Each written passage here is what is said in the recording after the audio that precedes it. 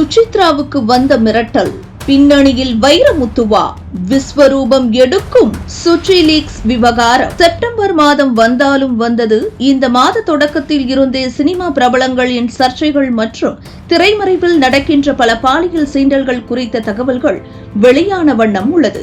அதுவும் சர்ச்சையில் சிக்கி சினிமாவை விட்டும் பொது உலகத்தை விட்டும் விலகியிருந்த சுசித்ரா பல சர்ச்சைக்குரிய தகவல்களை கூறி வருகிறார்.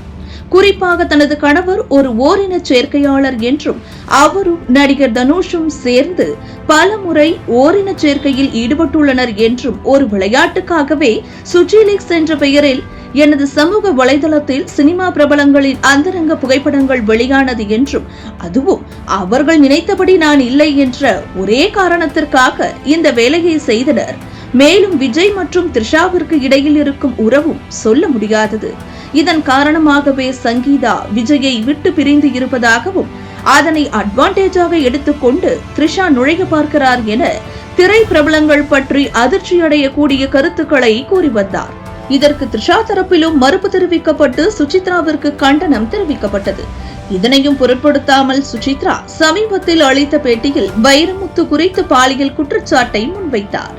அவர் பல பாடகிகளிடம் தவறாக நடந்து கொண்டுள்ளார் என்றும் பலரிடம் பேசும் பொழுதே தன்னுடைய எண்ணம் இதுதான் என்பதை தெரியப்படுத்தும் வகையில் அவர் பேசியிருக்கிறார் என்றும் தன்னை தனியாக வரவழைக்க அவர் சொன்னதும் நான் என் பாட்டியுடன் சென்றதும் என்னை பார்த்து அவர் அதிர்ச்சி அடைந்தார் என்றும் கூறினார். அது மட்டுமின்றி தமிழ் சினிமாவின் பிரபல இயக்குநராகவும் இயக்குநர்களுக்கு எல்லாம் ஒரு வழிகாட்டியாகவும் குருவாகவும் ரோல் மாடலாகவும் இருக்கின்ற மறைந்த கே பாலச்சந்தர் அவர்கள் குறித்து அவதூறாக பேசினார். அதாவது பெண்கள் விஷயத்தில் தவறான எண்ணம் கொண்டவர்தான் கே பாலச்சந்தர்.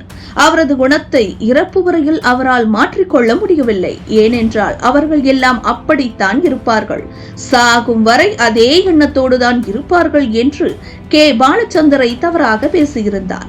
இது கே பாலச்சந்தரின் ரசிகர்கள் மட்டும் இன்றி ஒட்டுமொத்த தமிழ் சினிமா உலகத்தையே அதிர்ச்சி அடைய வைத்ததோடு கொந்தளிக்கவும் வைத்தது. இதனால் தற்பொழுது தமிழ் சினிமா சுசித்ரா மீது பரபரப்பான கண்டனத்தை தெரிவித்துள்ளது. இதுகுறித்து தமிழ் இயக்குநர்கள் சங்கம் வெளியிட்டுள்ள அறிக்கையில், சமீப காலமாக தமிழ் திரைப்பட உலகில் திரையுலகத்தை சார்ந்தவர்களை திரையுலகை தவறாகவும் திரையுலக கலைஞர்களுக்கு களங்கம் ஏற்படுத்தும் வகையிலும் சிலரின் தனிப்பட்ட வாழ்க்கையில் விமர்சனம் செய்வதும் யூகத்தின் அடிப்படையில் தவறான செய்திகளை பரப்புவதும் வழக்கமாகியுள்ளது. சுசித்ரா கே பாலச்சந்தர் பற்றி அவதூறாகவும் அவர் புகழுக்கு களங்கம் ஏற்படுத்தும் விதமாகவும் பேட்டி கொடுத்திருப்பது மிகவும் கண்டிக்கத்தக்க செயலாகும். யாரும் யாரையும் மனம் போன போக்கில் விமர்சனம் செய்வது மிகவும் தவறான செயல் என்று சுசித்ராவை தமிழ் திரைப்பட இயக்குநர்கள் சங்கம் வன்மையாக கண்டித்தது. இதற்கும் பின்வாங்காத பாடகி சுசித்ரா, நடிகை பத்மபிரியாவுக்கு உங்களில் ஒருவர்தான் பிரச்சனை கொடுத்தார். அவர் அளித்த புகாரை மௌனப்படுத்திய தமிழ் இயக்குநர்கள் சங்கத்தை வன்மையாக கண்டிக்கிறேன்.